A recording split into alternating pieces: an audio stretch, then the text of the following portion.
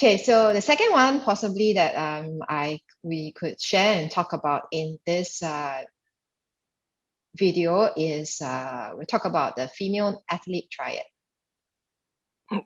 Okay. There are three factors that can affect a female athlete and compromise on her performance. And these three factors is what all coaches need to look out for. Okay, so number one, and the easy thing is it's always put in a triangle in this way. So if you Google or anything, okay, here, then you can see better because of the background. Okay, so if you Google or anything, you will always be able to see this triangle that raises three key points that all coaches need to look out for their female athletes. Number one, bone loss. I'll just go through the three and then we'll dive in a little bit more, okay? So number one is bone loss, decrease in bone mass density. Number two, look out for energy deficit. Number three, menstrual disturbance.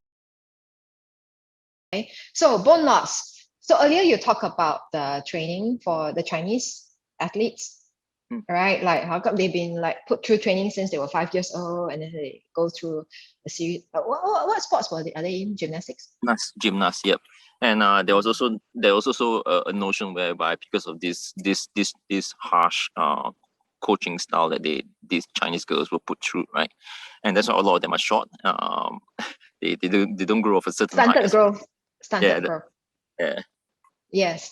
So interesting, huh? They actually put this research out. Like I thought they were like hide it. Yeah, like No, I don't think the Chinese were the one that did the research. I think it was someone else, and then he was just using them as example. Yeah. It's the same lah. I mean, if you have to, I think it's probably going to be the same if you look at some Russian team or whatever. Yep. I mean, yeah. But anyway, so we're talking about bone loss. So the key thing to understand, right, for girls, because these are girls that are being put through very, very tough training since they were 5 years old, because they are competing at, I don't know, national level or whatsoever, right? They were meant to be trained for the Olympics. Correct. From 5 years old, they are already training for Olympics, right? So the level of training you can imagine, right? And harsh training. So, and then you were mentioning that, how come by the age of 11 or 12, which is the normal age, average age where girls start their first menstruation cycle, how come by this age, 11, 12 years old, they're not getting their cycle, right? All the way until, I don't know whether if they are 15 or 16 or sometimes even 17, right? So this is called a delay in onset of menarche. Okay. Right, menarche refers to the first menstruation cycle of a girl or a woman. All right, it just means in summary, it just means that, okay, I'm fertile now. Ovaries are working, follicular, whatever, everything is working. So the cycle has started. I'm ready. I'm all fertile now. So that just means that. So is there any harm if it's being delayed? So the key issue with, girls, sometimes we like, very good no menstruation, right? Because it's so much trouble, right? Yep. So troublesome. And then it hinders our training. It brings about discomfort. It brings about inconvenience. Girls are happy about it, right? And this is where the coach will come in and say, don't be so happy about it. Because what the girls and what a lot of coaches don't understand is a delay in onset of menarche means you're compromising on the girl's ability to pack on strength and density into her bones. Oh, okay. Right. Interesting. So the window where a girl or even a boy, in fact, okay, but we're talking about girls first, okay? So the window at which a girl is able to, put on a lot of bone mass density, pack up, strengthen up her bones, bone growth, bone strength. Her ability to do that is between the window of, it's about 6 Yeah, the moment she starts Manaki, all the way until about 22 years old. Oh, okay. All right. Okay, because once she starts this cycle, once she starts Manaki, there's estrogen and all the hormones start flowing, right? And estrogen actually helps in strengthening bones. It has that capacity. So when that doesn't happen, imagine she starts her, so average girl starts at 11 years old. So they already start having all these wonderful effects of estrogen helping with the bone strengthening effects right at the age of, I don't know, 11, 12 years old. And then all the way up to 22 years old, right? They have this window of period to pack, and strengthen their bones. And then these competitive athletes train so hard, right? Train. And then, at 11 years old, no menstruation yet, which means everything is not flowing yet. The estrogen hormone is not there to help with synthesize all the synthesizing that helps to strengthen the bones. And continue. She continues to train hard. And a lot of times I would say maybe 16, 17 years old, then they get their first menstruation cycle. So you can see the number of years that she has missed out on already. Oh, so that means her body will stop packing at the age of 22 or 23. Every woman, everybody, yes. Right now, you, me, we are facing bone loss already. We are at 30 years old. We are already. I totally understand that. we are. So the age where we can really strengthen and pack lots of I don't know, nutrients or fibers, bone fibers, a lot of osteoclast activity going on in the bones is between that period. Okay, so this is the key period of time, which then if a competitive athlete who trains so hard that she misses out on her menstrual cycle, right? She will be missing out on that few years of packing. Right? Then imagine she starts at, I don't know, say 16, 17 years old. So 16 to, I don't know, 22 or 23 plus minus lah, okay? That's only like, I don't know, 5 years of packing, 5 years of strengthening, right? Before everything stops again, because that's how the body's natural cycle goes. And then bone loss starts. So she has been shortchanged.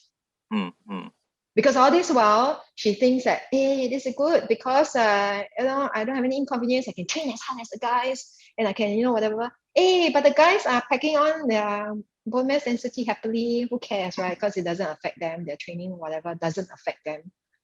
Okay? And the poor girl is being shortchanged at the start of 20 plus age, which is like still very young, And that's why you see a lot of competitive gymnasts or dancers or, there's ballet, I don't know, whatever, right?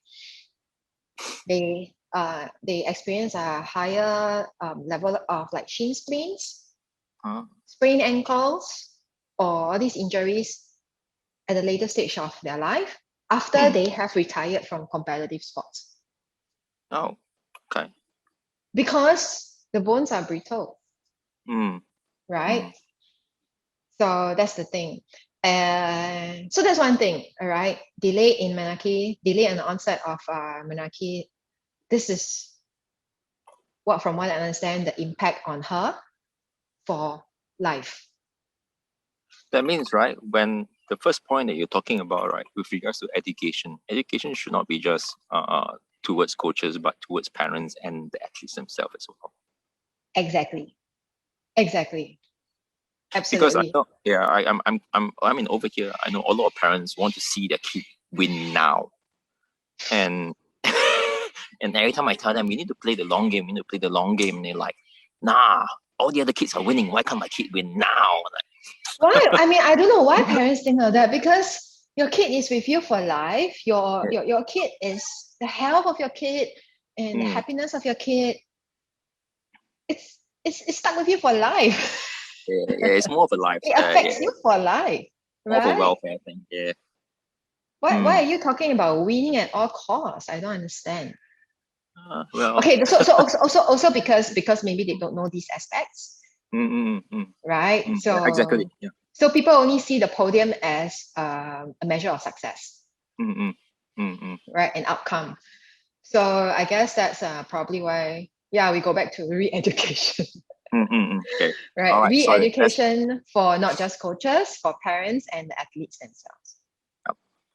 Mm. okay. And number two, energy deficit. So all coaches need to look out for their girls. If you can see, I don't know, if I mean, be it coaches or parents, if you see that, suddenly your girl has this loss of energy, she's not as, spunky as she normally is, right? Then that could be a red flag also. Okay. Why? No. Why does it happen to her? The key thing for energy deficit is always not eating well. Okay. All right, not eating enough, not eating well, scared to eat, so don't eat because scared to put on weight. Because the idiot coach tell her she's fat, right? Yes, right. So sometimes on the surface, the girl sees okay, but you never know. Deep down, or when she's in the toilet, she tries to push food out, stuff like that. Because just now somebody talk about my weight or say I can't perform, whatever. So these are things we don't know. The underlying currents that go on inside, and they are adolescents. They are very impressionable, and they have so much influences from social media these days. What social media tells them a great female athlete body should look like, right? And then after that, somebody tells me that, hey, I'm looking pudgy now, right? So it's a lot of stress for girls. So that's the key thing to look out for, right? Sudden loss in energy, lethargic. Don't think I have the energy to go for this push, or like you see that, normally, the past few months she's able to do this very well. And how come for the consecutive last few sessions, she's like, doesn't seem to be able to do that. And then, things like that. And then in terms of, low energy levels in terms of hanging out with friends, also not as cheerful. Okay. So is apart from this reason, is there another reason why they have low energy? Typically food. Okay. Right, not eating well, not eating enough. Right, because our energy we derive from whatever we input, and then there can be an output, right?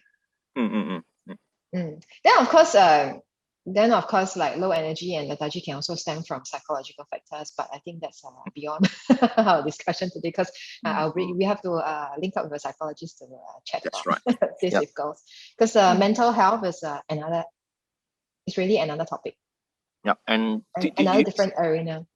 Would you say that mental health issue is more prominent in male athletes or female athletes? I don't have the data, Data. but I am very sure it can affect both, actually. It's just that there might be more females, just because females are really like girls, ladies are bombarded by a lot more things. And not only that, I think they're more express. They express it more than boys as well. So probably, which is why there's more suicide rate for boys than girls, because the boys don't express it more than the girls. Correct. So when there's a high chance that when girls experience sadness or anxiety, there's a higher chance that she will speak out more than the boy. So boys sometimes they go undetected, and that's why there's no data. Which is sad. Which is sad, right? Like, boys are put to grow up in an environment where, hey, man up, man. Right? So that's conversely on the flip side, that's what's happening for them. Okay. Which is very sad. Okay, so energy deficit, that's one thing that coaches can look out for. One is, of course, menstrual disturbances. So even if a girl has, even if your female athlete has started the first menstrual cycle, she can be training so hard that she might lose her menstrual cycles. Okay. All right. So that's another term for it. But then anything where she misses it for about 3 months, 3 cycles, then that's a red flag. Mm. You definitely have to, raise it up to someone. Right. Firstly, of course, the parents. Then after that, maybe the parents might want to work hand in hand with a therapist or a dietitian or nutritionist to work things out for her. So if this actually happens, right, how damaging is it to her body? In order to lose her cycle, it means that she is overly training too hard, and not getting nourished. And that's why the body shuts down. Okay. Right? Because fertility is not key for survival. Okay. The body's right. innate survival, right, instinct is survival first, right? Food, keep your heart beating, make sure you don't freeze to death, that kind of thing. Then fertility is always next in line, not important, right? So it just sends a strong message that she's overdoing it. So you might see on the surface that, hey, okay, well, she's not bullying, she doesn't look too skinny, or she's still looking, but inside it's not doing well. Okay. Yeah. Okay. But of course, to understand, to even know whether she's being disrupted, her menstrual cycle is disrupted, requires a very ability to raise the conversation. She must feel safe too, right? To be able to tell you that, because it's still a taboo topic it can be a taboo topic, especially for young girls. Yeah. So then as coaches or parents or teachers, then it's our duty to create that safe environment that, these are the things that they should feel safe to, tell us about and not get judged. Yeah. Make sense? So this is what the female athlete triad raises. So these key 3 points that will help you to look out for, any signs of trouble or red. What I find it very interesting is that within this triangle that you talk about, right? It's obviously three very important points by itself already. Like the first one was based on bone density, and then second one is their lack of energy, and the lack of energy is usually because they're not eating well, because either psychological factor or somebody told them they're fat. It's 3 points, but then it draws on a lot of other factors as well, right? What is very interesting is that